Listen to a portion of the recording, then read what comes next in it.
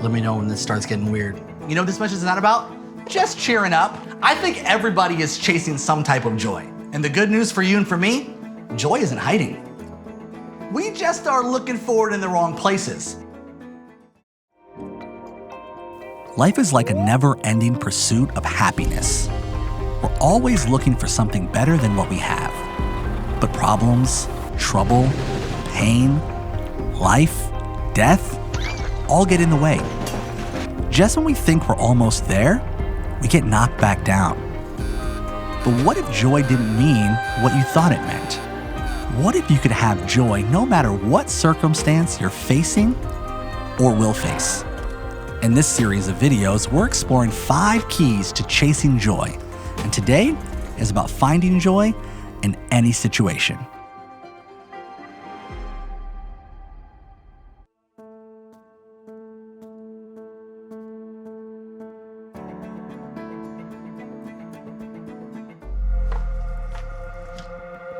Let me know when this starts getting weird. Oh, right now? Okay. You know what else is weird? The most joyful book in the Bible was actually written in a prison cell. That blows my mind. Have you ever been a person that was like joyful, but like super joyful? Like they were so joyful they frustrated you? You were in a great mood with your regular old Tuesday until your buddy Carl kept being so positive and hopeful. Joy, it's a key theme in the Bible.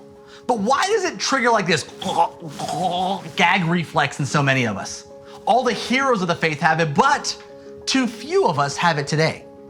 And it seems like, for real, some of the most religious people are the ones who have the least amount of joy. What is joy? Well, I can tell you what joy isn't. I can tell you what this message is not about. You know what this message is not about? Just cheering up, just be cheery. You're experiencing pain and hardship and just no.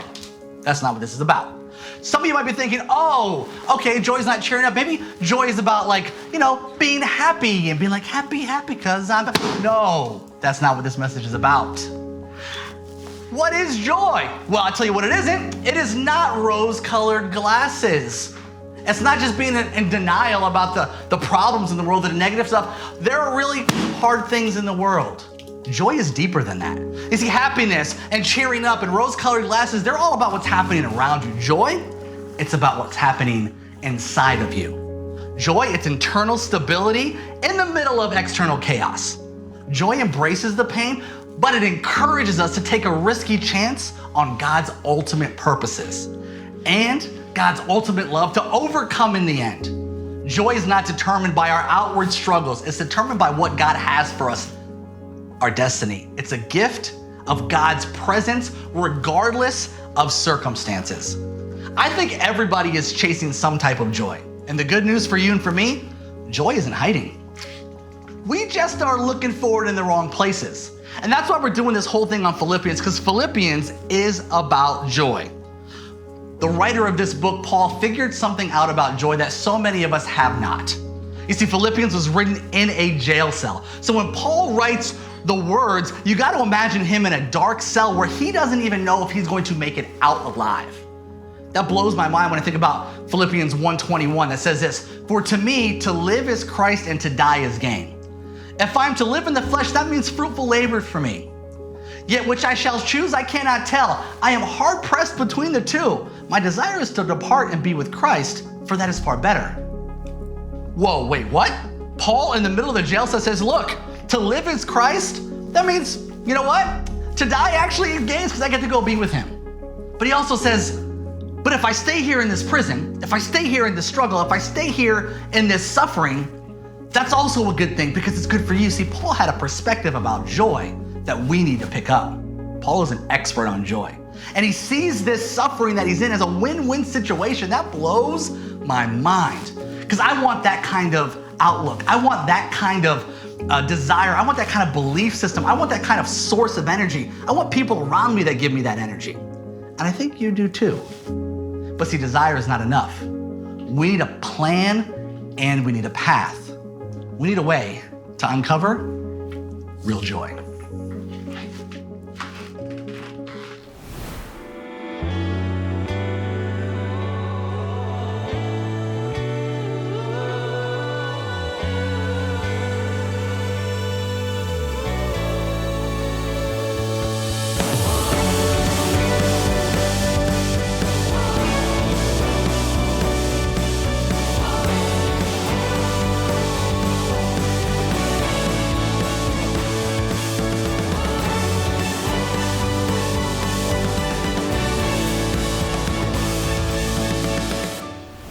You ever leave your house and forget your wallet or your keys, or even worse, your phone, and you're like looking around for it and you're like, you can't find it anywhere?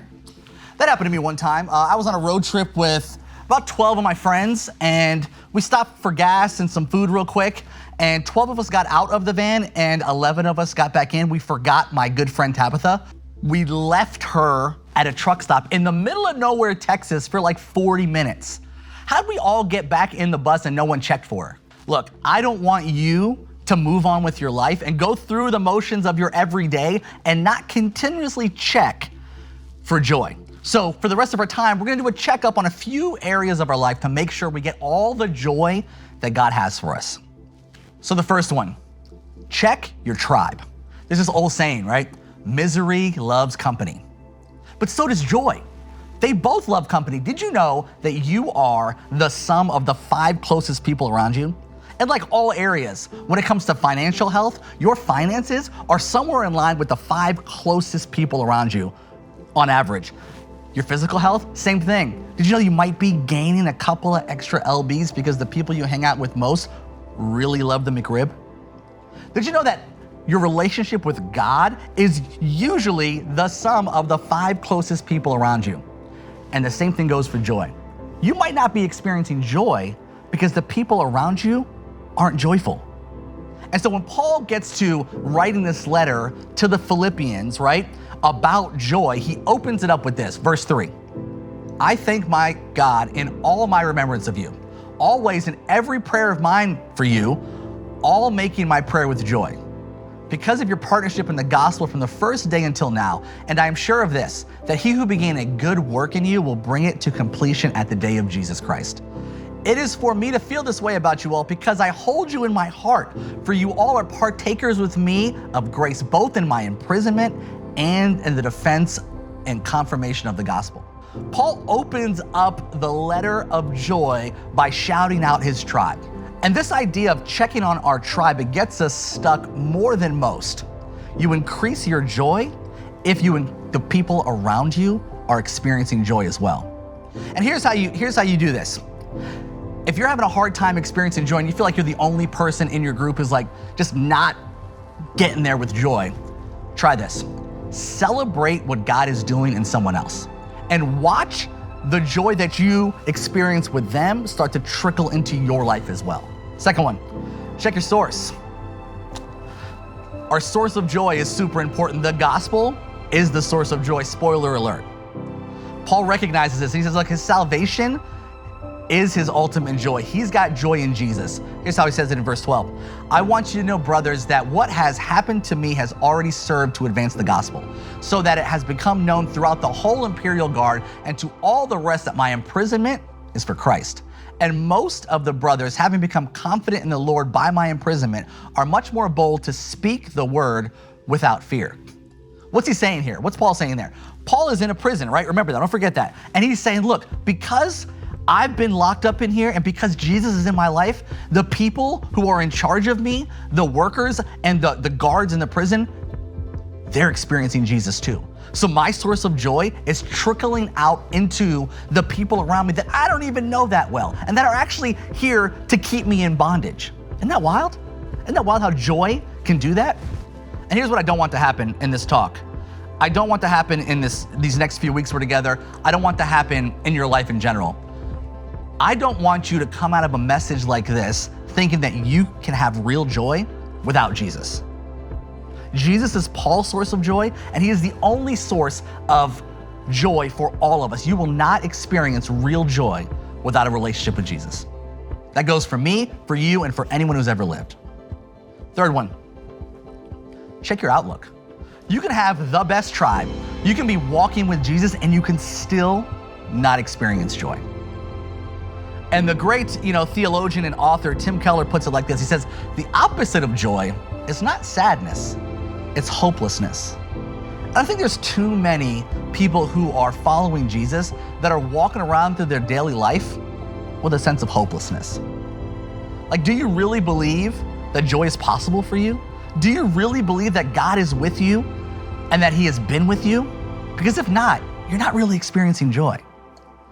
And Paul knew this. Paul knew this deep in his soul, and it caused his outlook to be absolutely bonkers in comparison to popular opinion today.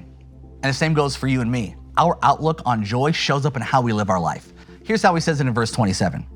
Only let your manner of life be worthy of the gospel of Christ, so that whether I come and see you or am absent, I may hear of you that you are standing firm in one spirit, with one mind, striving side by side for the faith of the gospel.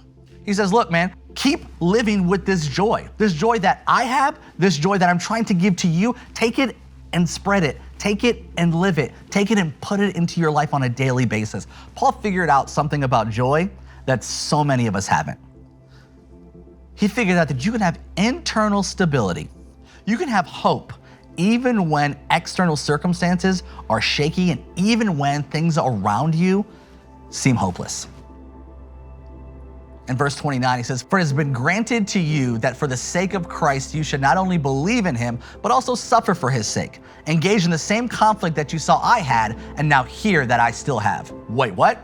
We were just talking about joy, now we're talking about suffering. What is happening? Paul is saying this. Paul is saying, look, a life of joy doesn't mean you won't suffer. A life of joy does not mean things are going to go perfectly. And so many of us are waiting until things are perfect and thinking that that's when we'll experience joy. My encouragement for you today is don't wait until things are perfect to put joy in your life. Don't wait until things are perfect to lean into God and let him come close to you to experience joy. You're single watching this, and you're like, man, when I get married, I'm going to experience joy. Don't wait till you're married, experience joy now. You're married and you're like, man, this is great, but like, I can't wait till I have kids. We're always looking forward to the next thing to experience joy. Experience joy right now. You're looking for a job right now, or you're in a job that's not working out for you, and you're like, I just can't wait till I land the perfect job and I'll experience joy. No, don't wait. Maybe you got a medical diagnosis and you're looking around going, man, this doesn't look good right now. Maybe when the doctor comes back with a second opinion, I'll have joy. No, you can have joy right now in the middle of that. The hardest day of your life and the most joyful day of your life can happen at the same time. That happened to me this last year. This last year, I lost my mom. My mom passed away. She died.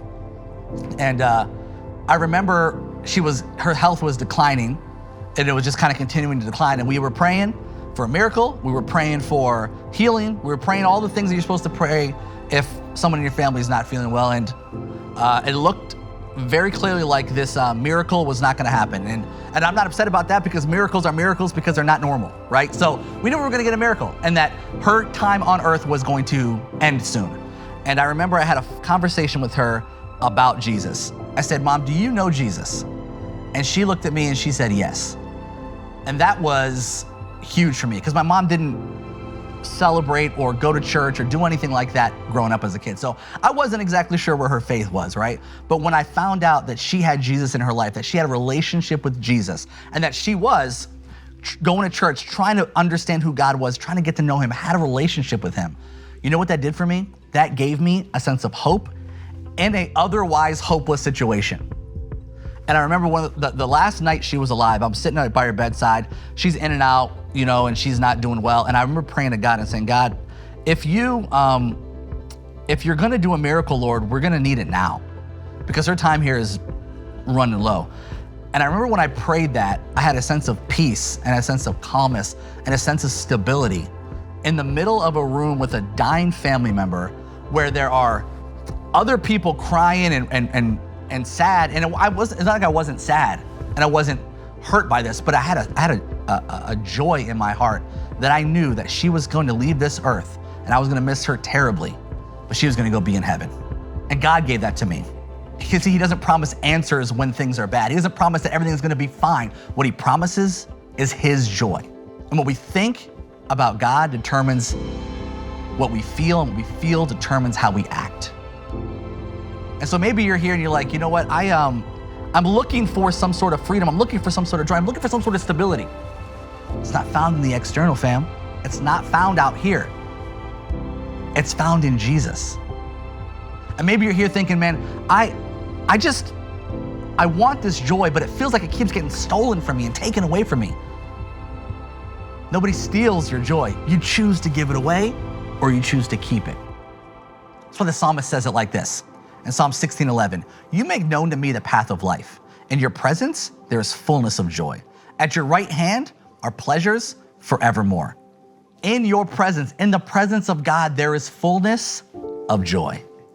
No one can steal the presence of God from your life. And if you're in his presence, you can have this stability, this hope in the middle of a life that might feel absolutely chaotic. So where do you want more joy?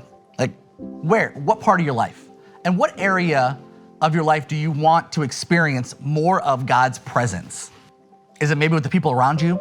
Is it maybe in your relationship with Jesus? Maybe you don't have a connection to the source who's Jesus. Maybe you've been walking with God for a while and you have an outlook on life that just seems hopeless though. Like where is it? This source of joy starts with Jesus. That's why in Luke 2, right, when the Christmas story, right, when the shepherds are in the field and the angel comes and says, "Good news, guys, I got good news of great joy." Talk about Jesus. That's why Jesus says in John 15:11, "These things I have spoken to you, that my joy may be in you and that your joy may be full." I pray that you would experience the absolute fullness of joy in Jesus Christ. Because that's how you're gonna get it. That's how you're going to experience true joy. So we're about to do something we do here every time we get together and every time you're watching, and that is worship God through music. And while this song is playing, I want you to be thinking about your life. Be thinking about where in your life do you need more joy? Maybe you're looking at your life and you're like, I gotta check my tribe. I have people around me that are not joyful, or I'm not celebrating the people around me well. Or maybe you're looking at your life and you're like, I gotta check my source. I gotta check and make sure and continue to connect to the source of joy, who's Jesus. Or maybe you've been walking with Jesus for a long time and you're like, you know what, I've been really walking around here with an outlook on life that's like hopeless. Like whatever that might be, in the comment section right now, take a step right now. Take a step of action right now in the comment section and just drop in there where you want to experience more joy. And be as specific as you want to be, okay? You can do it in the YouTube comment section, you can do it on the app, you can write it down on paper, whatever that looks like for you. Do some participation right now as this song plays. And let me pray for you that you would experience the fullness of joy that is in Christ Jesus. God, thank you for your presence. Thank you that your presence is with us and is always with us. And all we have to do is invite you in. God, I pray for everyone who will experience this time together, that they would know you more, that they would experience you more, and that they would have the joy of the Lord, and that would be their strength.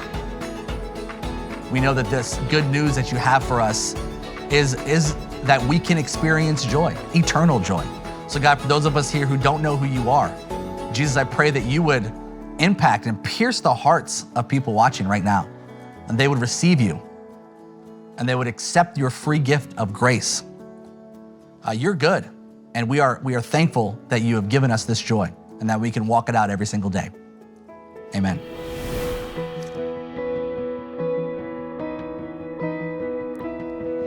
We're made to worship. We're made to worship. We open up our hearts. Remember who you are. We're made for you.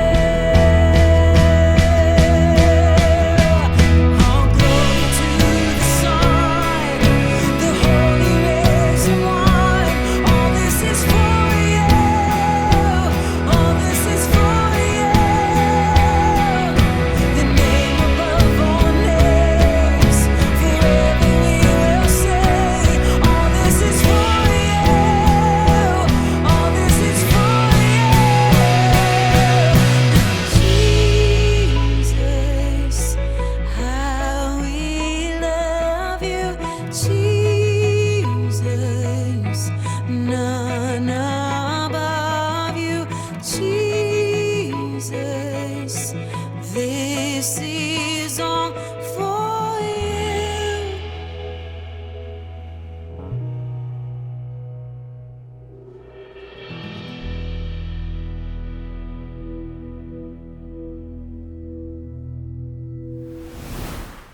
Phenomenal message from Paco. Listen, if that connected with you, if it was like, oh my gosh, maybe there's more joy for me in this Jesus guy, maybe there's something in this book of Philippians, here's a step for you.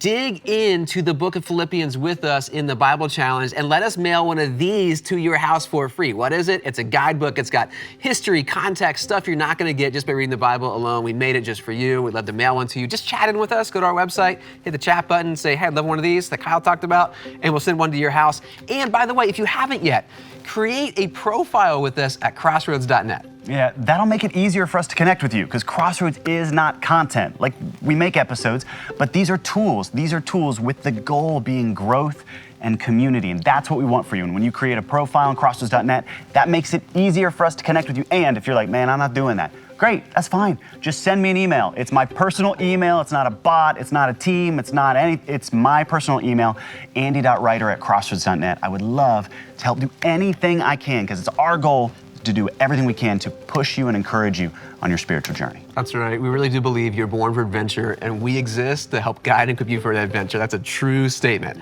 I think that's it for today. That's all we've got. We'll see you next time on Crossroads. Where we at? We ain't never fall back. The world grinds us down and leaves us for dead. Guys are lonely, exhausted, and visionless. Man Camp is the cure. Take a break from the grind, meet lifelong friends, discover your purpose. The world needs you on board. 48 hours off the grid to spark revival in your life. This October.